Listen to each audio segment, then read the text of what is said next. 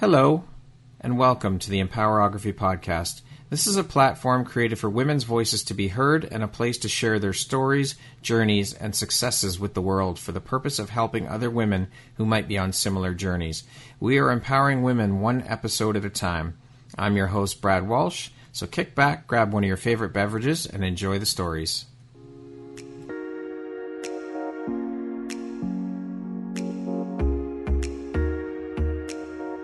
If you're looking for jewelry that makes an impact on your self-care routine and your style, Empowerography would love to offer you a discount code to one of our exclusive partners, Quartz & Canary Jewelry and Wellness Company. Please use code EMPOWER15 to receive 15% off upon checkout at www.quartzandcanary.com. Quartz & Canary is truly the place where spirituality meets style. Hello there, Brad Walsh here, your host of the Empowerography Podcast. Today, my guest is Sydney Fletcher. She is a certified life coach based on Vancouver Island. How are you doing today, Sydney? I'm doing very well. Thanks, Brad. Excellent. How's your day going so far? I know it's a little bit earlier there. Yeah. Well, I'm an early riser, so okay. I have had a productive day so far, and I love Wednesdays. It's Wednesday when we're recording this. Yeah. They it's sort of project time for me, so I get the creative juices flowing on Wednesday mornings, which is a good time. Yeah, amazing. Well, thank you so much for taking the time to spend here with me and chat. Let's jump right in. Sounds good. So, as I mentioned, you are a certified life coach, and your work is rooted in yogic philosophy, modernized for today's time. Can you tell us what that means, what that's all about? Yeah, I kind of stumbled on that accidentally. I found yoga long before I found coaching. And what's been really interesting, because I've sort of, I'm also a yoga teacher out here in BC. And so I studied both of those modalities and was certified in both of them. And then more recently started getting more into yoga philosophy with a dear friend of mine, Taryn Diamond, who's based out of Toronto. And as she and I were talking, we were doing a trade, so some coaching and some philosophy teaching.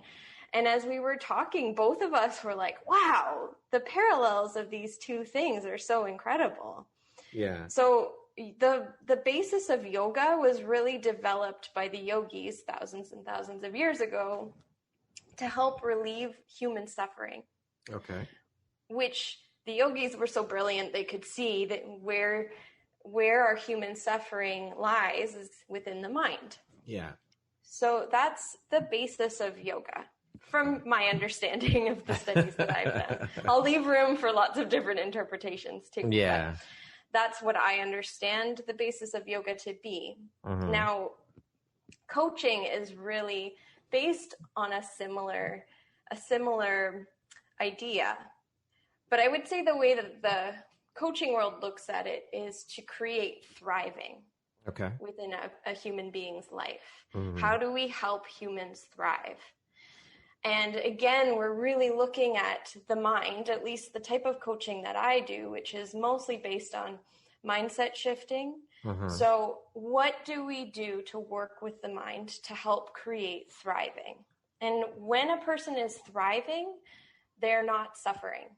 So there's so many parallels that we can see when we start looking at yoga philosophy and when we look at the philosophy behind coaching. And so much of it is all about clearing the mind. And helping decluttering, people, so to speak. Exactly. Decluttering and helping people be their best, most authentic selves. How long have you been a life coach? I've been a life coach now for about 3 years, and it's been a part-time process. Prior to coaching, I was a full-time art director in the advertising world of Toronto.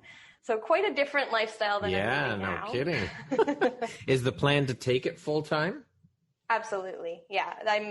That's in the works currently. Yes. Excellent. That's good to hear. I love hearing about that. I love hearing stories about that and people pursuing what they love doing and turning it into a business. It's amazing. What is the most exciting part of your business, your career for you? Well, you and I were kind of just talking about this not too long ago, but I think the thing that excites me the most about the work that I do is the possibility that it opens up. And that possibility can be as minuscule, or not to diminish, excuse me, the impact, but it can be as small as just helping one person create even the most subtle shifts in their lives that allow them to see things from a totally new perspective. And it can be as far reaching as creating a global shift or a bigger impact on the world. I really, really believe that. I think that what I would love to see is good people rising up, which we're seeing so much of right now in the world, where we're just tired of the same stuff. So, thank you. I wanted to go there, but I wasn't sure. Yes, you can swear. It's okay.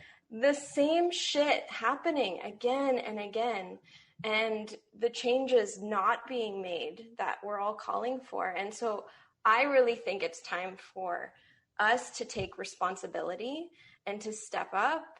And so that's what I'm most excited for, is the possibility of helping people rise to the surface and rise to the challenge and step up and take ownership of the world that we're creating.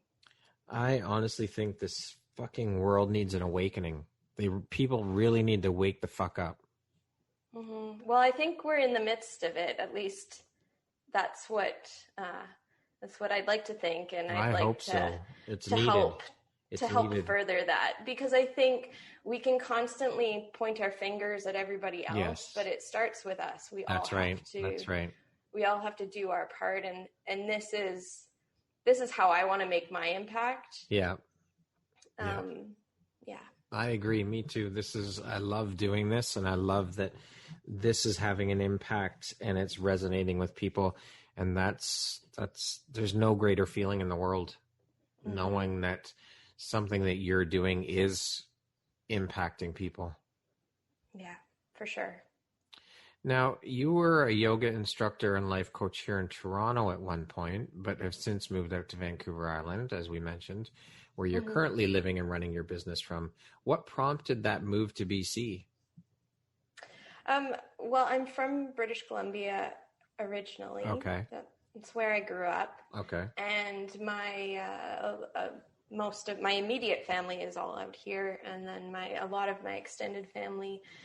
I would say lifestyle. I love Toronto. I still love Toronto. A huge part of my heart is in Toronto, and I'm still very, very connected to my community there.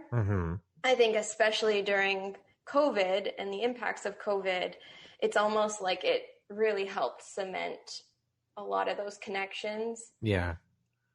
So I still feel like I'm very much part of the community out there.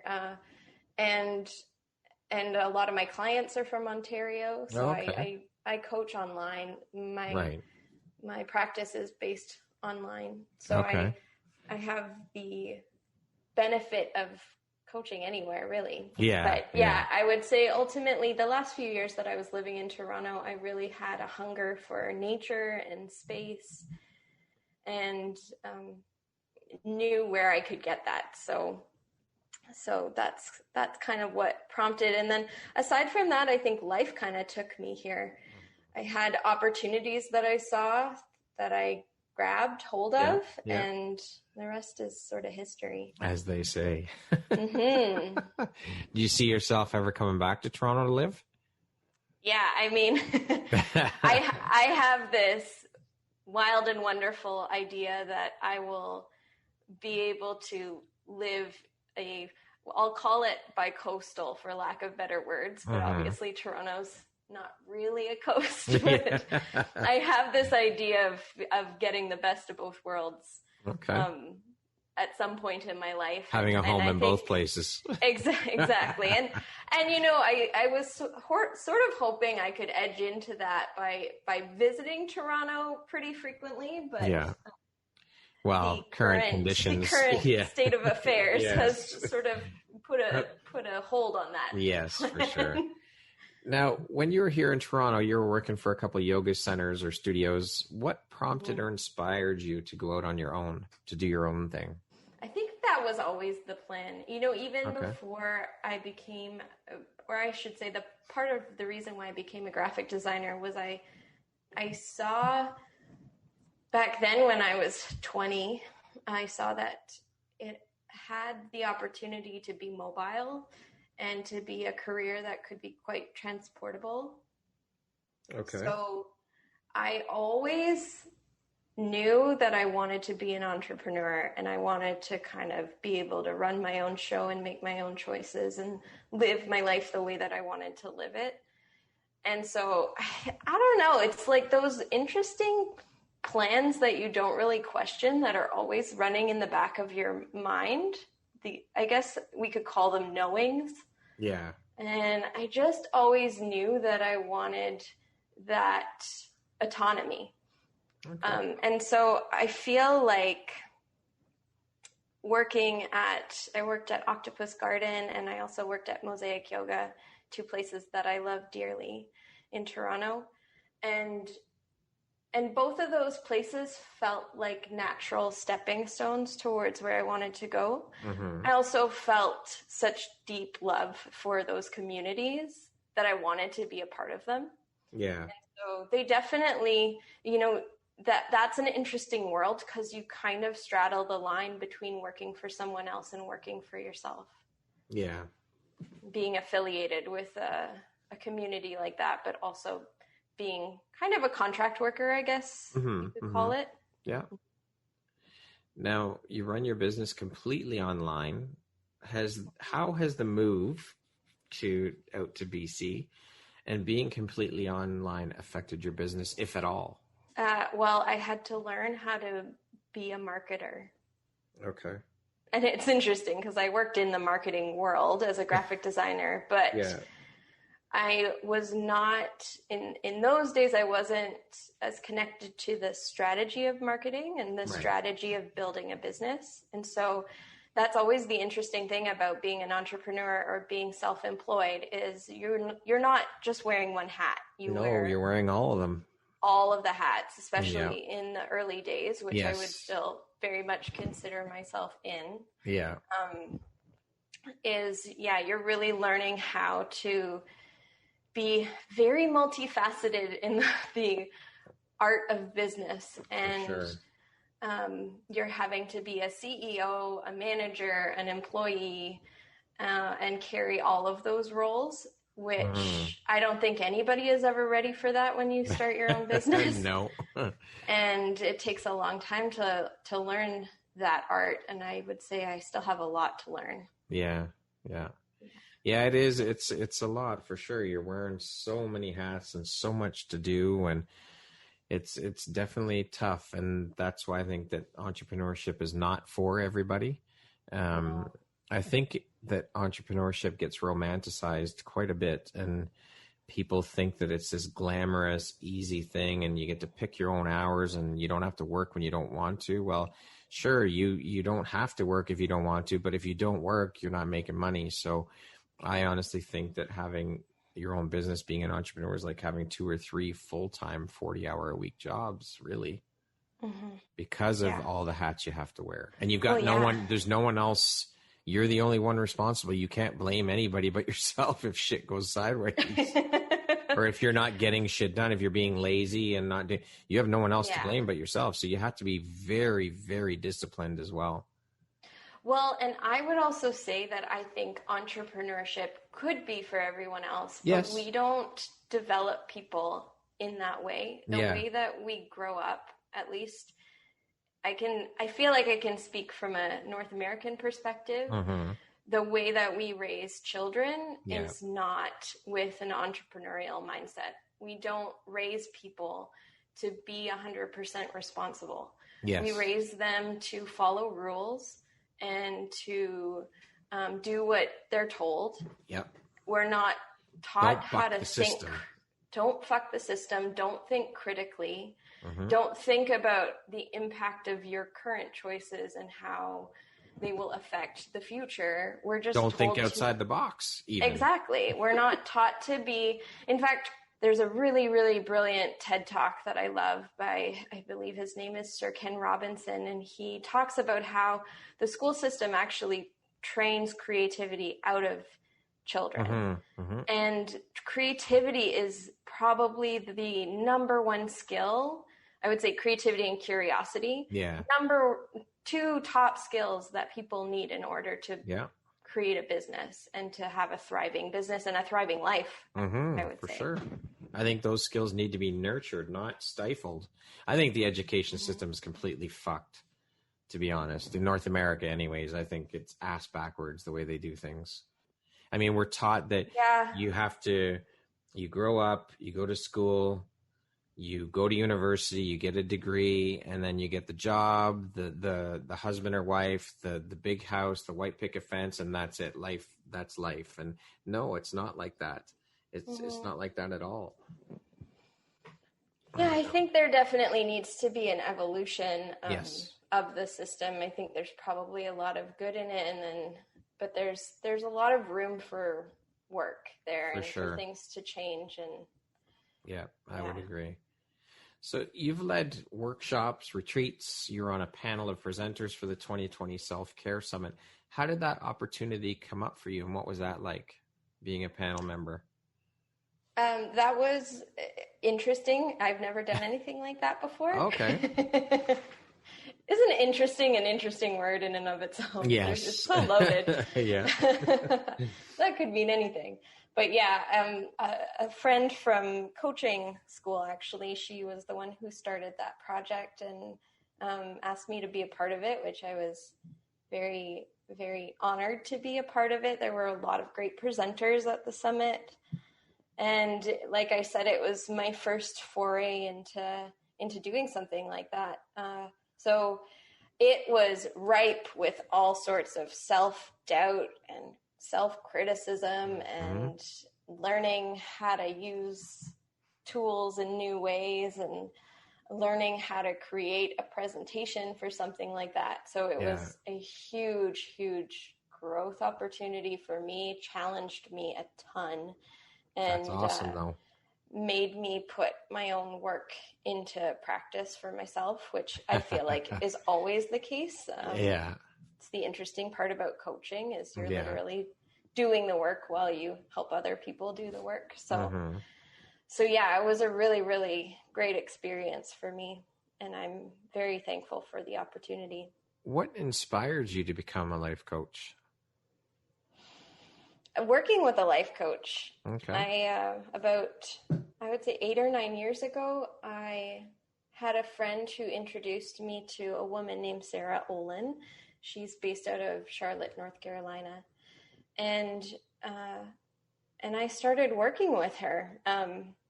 Not immediately after I met her, I did the full on what a lot of people do is as soon as you put the price of coaching in front of people, I went, I can't do that, and limited myself right away.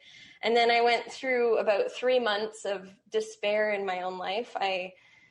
I was going through my own challenging time, and I hadn't really thought about coaching after the first initial conversation she and I had, because my automatic reaction was like, there's no way I can pay that. So I just shut it out of my brain, and then had a real low moment about 3 months later. I remember this is when Target was in Canada, and I was wandering around a Target trying to, make myself feel better by buying something. And she happened to call me that day, and she offered me a reduced rate. She was in the early days of her coaching career. Okay. And she caught me on the perfect day, and I just said, yes, help me. And the rest is history. It was life altering. and really changed the course of my life the minute I started working with her. That's pretty profound. Yeah. And so altering, that's huge. Mm-hmm. And I think there were seeds planted because I'd already started studying yoga more in depth. Okay. And so, like I said, the philosophies are so well aligned that I think those seeds had been planted. But working one-on-one with her was, when you're working with a coach, it's somebody who's believing in you at a time, often when you're not really believing in yourself. And she just opened my eyes to so many new perspectives and possibilities, and helping me see the ways I was holding myself back. And yeah, I fell in love with coaching then. I did not expect to become a coach at all. Mm-hmm. In fact, she had said when we were working together, I think you'd be really great at this. And I laughed because at the time I was pursuing a career as a designer, and had also this side hustle learning yoga and becoming a yoga teacher. And so I remember saying to her, Sarah, I have enough careers. I don't need another one. Yeah. And it was, I think, a couple years later, I went to teach yoga at a life coaching retreat. Mm-hmm. And I watched the coach working there, working her magic. And I just thought, I want to do that. Yeah. That's exactly what I want to do. And I came home from that retreat and signed up for coaching school right away. Wow. Mm-hmm. Okay. Can you tell us the name of your company and how you came up with the name? It's very, very original. It's Sydney Fletcher Life Coaching and Bodywork. Oh, okay. Well, that is very original. Absolutely. But I also, my hashtag on Instagram is Do the Heart Work. Which, right. I think that's more what I was getting at. There's a work in progress, a program that I'm developing called Do the Heart Work, which is really the concept behind the work I do. Following your heart. I love that. Living from heart, you know. Yeah. Yeah. To date, what would you say is your biggest high or your greatest win? Oh, that's such a good question. A tough one, apparently. It is a tough one.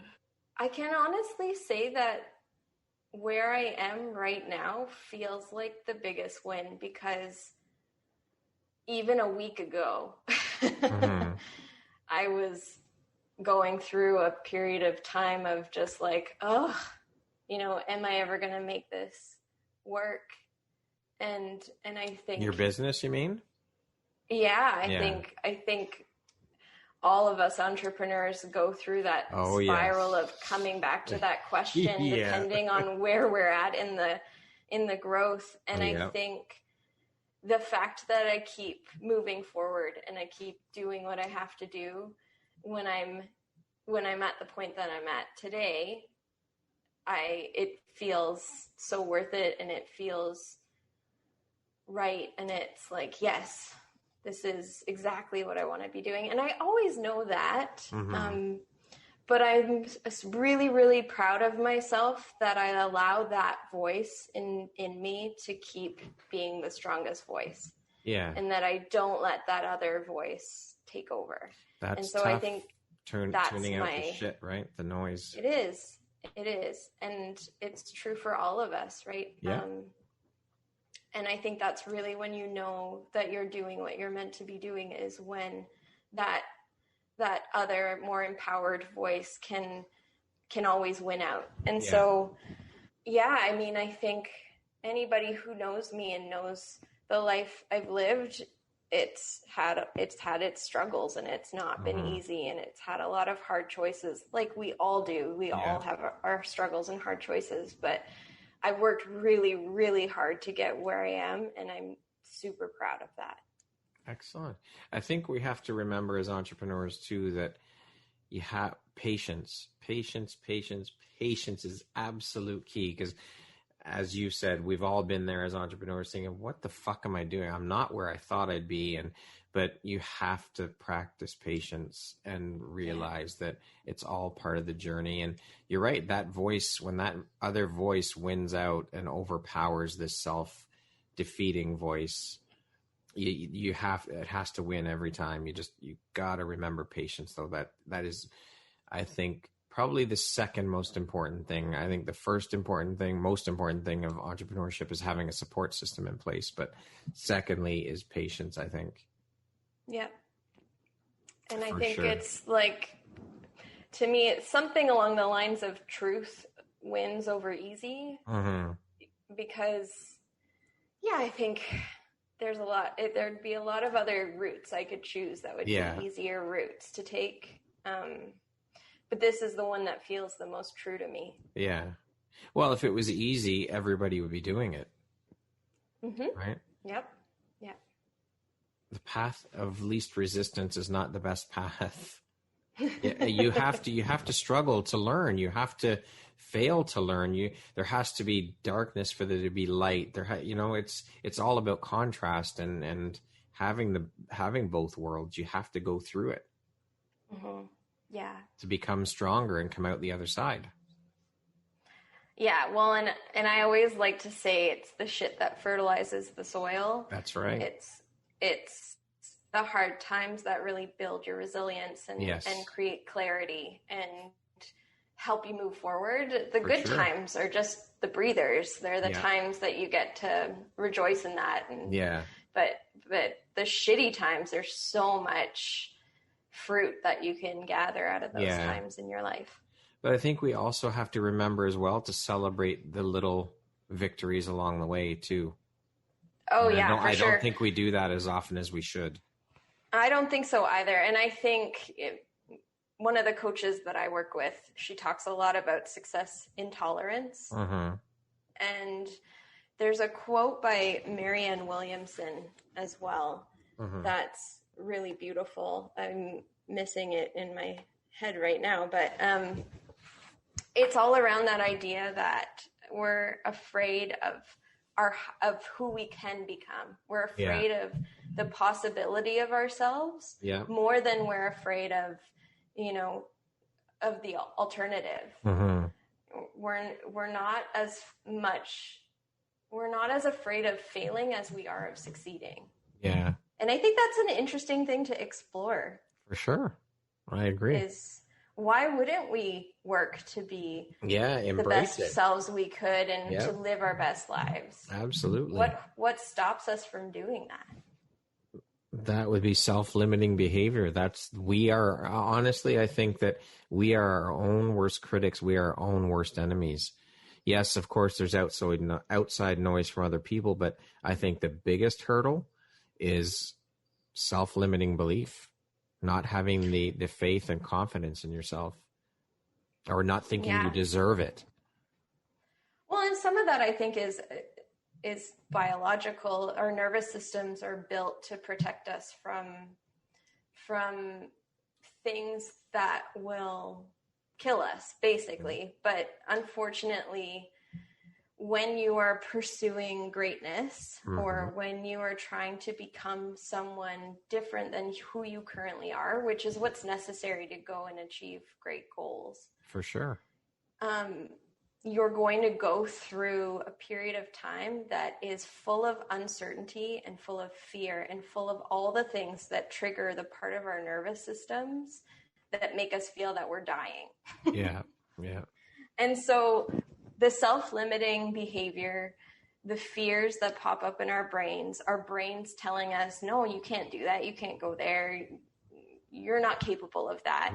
Is all just our nervous system's way of protecting us. And so we have to actually be able to surpass that natural biological response and become so aware of it that we can see when it pops up. And that's the real trick. And that's why coaching is so brilliant, because it's teaching you how to build that awareness, just like yoga does as well. Yeah. And without the awareness, we don't see when our nervous systems are doing that. Right. And we can't discern what's going to kill us versus what's just going to feel uncomfortable. Yeah, that's it. Mm-hmm. What do you think your unique skill set or superpower is that's helped you become successful? I think my determination. Okay. And probably, which might be attributed to my stubbornness. And I know if my parents are listening to this, they'd be laughing at that one because they know that superpower the best. Yeah. But I think also the skill set that I have, that I understand the body quite well. I'm a type 1 diabetic. Mm-hmm. So my self-awareness around my body has been developing since I was 16 years old when I was diagnosed. Wow. And so the self-awareness there, along with the coaching background, I think have really developed a pretty holistic system that I can use to help people understand themselves. Excellent. Speaking of being successful, how do you define success? What does that word mean to you? I think that success means living as authentically as possible. Love that. What makes you feel inspired or like your best self? Living as authentically as possible. Okay, there you go. That's all right. Can you share a situation that's occurred in your life that you feel provides insight to your character, who you are? Oh, that's such a deep question. You sent me these questions before, and I came across that one, and I went, "Oh God." I love creating and invoking thought-provoking questions. That's what I think I'm still thinking on that one, to be quite honest. Okay. Yeah. Well, we can move on to the next. We'll save that one for the second interview. All right. What do you think the most common reason for people failing or giving up is? Not believing in themselves. What is your personal motto? My personal motto is to take full advantage of my life. Love it. What gives you the motivation to keep going? I think people. People? Okay. And possibility. Yeah. What would you say is one of your biggest failures, and what did you learn from it? Oh, my biggest failure.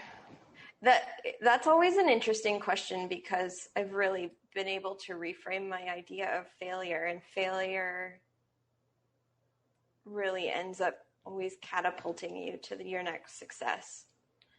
So I don't know that I can pull out a big failure, because, well, I had a failed relationship 2 years ago, about 2 years ago. And it felt like an ultimate failure in relationship. They always do at the time, right? Yeah. And it sent me to BC, to be frank. It's part of the reason why I'm out here. It kind of shifted the course a bit quicker than I thought it would shift, because I was looking for solace and some quiet. But I learned so much about trauma through that experience. I learned so much about other people's trauma and about my own trauma and the effects that it has on my brain and my body. And I knew at the time that it would help me relate to other people better. And especially with the type of work that I do in coaching and who a lot of the people that come to me are, they're often going through similar experiences in their bodies and in their minds. And so I knew at that time that this will help me serve others better. And so through the course of that experience, I was constantly looking at it from that mindset of, what can I get? What can I take from this experience? How can I use this moving forward? Yeah. Okay. I don't know if that answers your question. No, that's fine. That works. What would you say is one of the most important things you've learned in your life? And what was your life like before learning it? And what was your life like after learning it? I think the most important thing, and again, this comes back to the motto, which I suppose would be a second aspect of that motto. I really feel like life is short. And I learned that after having a seizure a few years ago that was connected to my type 1 diabetes. Okay. And it really helped me see how short life was and gave me a new respect for my life. And so I think after that moment, it was like, you got to take advantage of every moment. Yeah. And, sometimes I'm more successful at that than other times. Sometimes that gets lost. It's not an easy practice to learn and put into practice. It's not an easy thing to put into practice. It's hard, but you have to do it. I mean, we only get one go around, so you might as well make the best of it. Mm-hmm.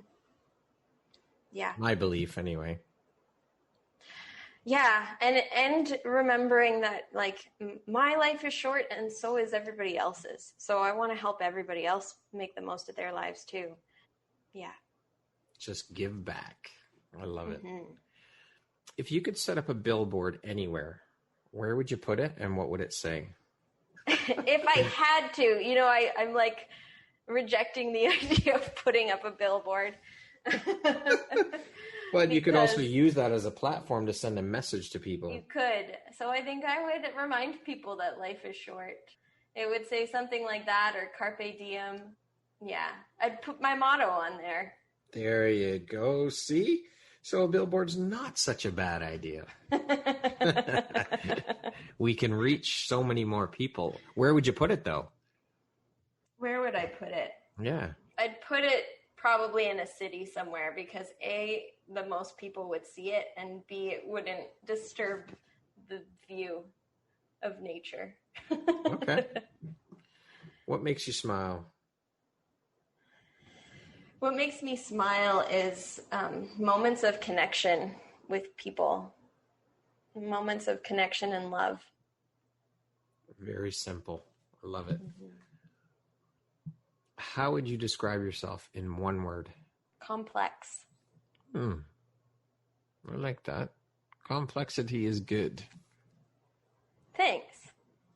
How would Most you of the time. Yeah, I think it is. It keeps people guessing. It's you're not laying everything out right there, and it's good to be complex. How would you like to be remembered? I want to be remembered for always showing up, even when it's difficult. Would you rather be able to dance like Michael Jackson or sing like Freddie Mercury? Sing like Freddie Mercury. What's the first thing you think when I say the word future? Hope. I love it. If you came with a warning label, what would yours say? It would say, be prepared to talk about everything. What is one of your favorite entrepreneurial books? Oh, good question. I think my favorite entrepreneurial book is it's like a weird one. It's not. I work with a coach who wrote a book called The Consultation Code that I am trying to love deeply. So I'm just going to call it my favorite book because that's how much I'm trying to love it. It's called The Consultation Code, and it's all about helping you understand how to create really good consults with your clients. All right. Yeah. We'll go with that then. We'll go Consultation with that. Code it is. If you had a theme song that played every time you walked into a room, what song would that be? I'm just going to say the first song that popped in my head just now. I'm Every Woman. Excellent. By Whitney Houston. Okay. Would you rather be able to speak any language fluently or be able to speak to animals? any language fluently. If you could sit down and have a 1-hour conversation with anyone in the world, alive or dead, who would it be and why? I would like to speak to my granny. Yeah. Very nice. And why? Because I feel like I have a lot of questions for her. Mm-hmm. I feel like there was a lot that she didn't. There was a lot inside of her that she didn't necessarily allow out. Mm-hmm. And given the skill set that I have now, I feel like I could have gotten that stuff out of her. I feel like there's a huge part of her that wanted to be seen that wasn't. And so I'd like to see that. Beautiful. What does the word empowerment mean to you? I think it means the deepest connection to yourself. And, that's a good one. I like that. The ability to express that. Beautiful. Or freedom to express that. I Thank love you. that one. That's a great answer. What is one of your favorite quotes? It's a quote by Viktor Frankl. Okay. And I'm just pulling it up because I don't want to botch it. So Viktor Frankl was an Austrian neurologist. Okay. And he was also a psychotherapist, and he survived the Holocaust. So to me, he has a really incredible viewpoint on life. And he has a quote where he says, "Between stimulus and response, there is a space. And in that space is our power to choose our response. And in our response lies our growth and our freedom." Wow, that's deep. I like it. That's a long one and deep, but I like it. Yeah, I highly recommend people look that man up and remember that quote. It's a long one to remember. Yeah, I had to look it up. There right? you go. It's my favorite quote. And so I think people need to bookmark it. Bookmark that quote. That's right. Bookmark that bitch. Yeah. Lastly, if you could go back and give your younger self one piece of advice, what would that piece of advice be? Don't try to predict the future. Very simple, straightforward, to the point. I like it. Sydney, thank you so much for taking the time to be here today and share with me your insights and a bit of your story and your journey through life and what you're doing. And I appreciate you taking the time. I appreciate you and what you're doing. And thank you so much for sharing and being here today. Well, thank you so much for all that you're doing and for the opportunity to share a little bit about me. Well, it's my pleasure. Once again, my name is Brad Walsh, your host of the Empowerography Podcast. Today, my guest has been Sydney Fletcher. She is a certified life coach based on Vancouver Island. Thank you so much, Sydney. I hope you have an amazing rest of the day. You too. Thanks, Brad.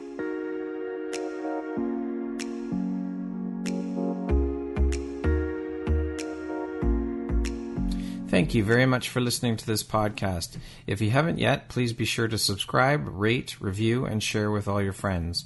You can find me at visuphoria.ca and follow me on Instagram at Empowerography Podcast and on Facebook at Empowerography. Please join me next time for another inspirational story from yet another amazing woman.